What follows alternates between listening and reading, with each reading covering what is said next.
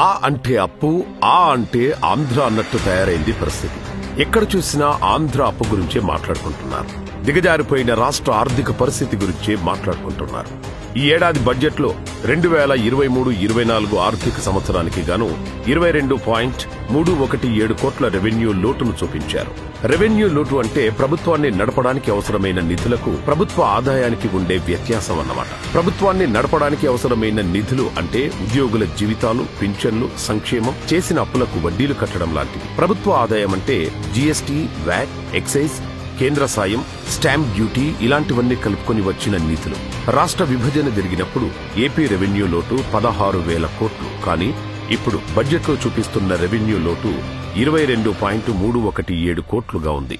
అసలు విషయం ఏమిటంటే ఏడాది మొత్తం 22.317 కోట్లు ఉండాల్సిన రెవెన్యూ లోటును వైసీపీ ప్రభుత్వం 3 నెలల్లోనే దాటేసింది.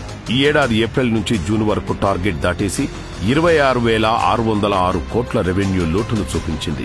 ఎందుకంటే ఇదే 3 నెలల కాలానికి ప్రభుత్వం 72,719 కోట్లు ఖర్చు చేయగా ఆదాయం మాత్రం కేవలం 46,112 కోట్లు మాత్రమే వచ్చింది.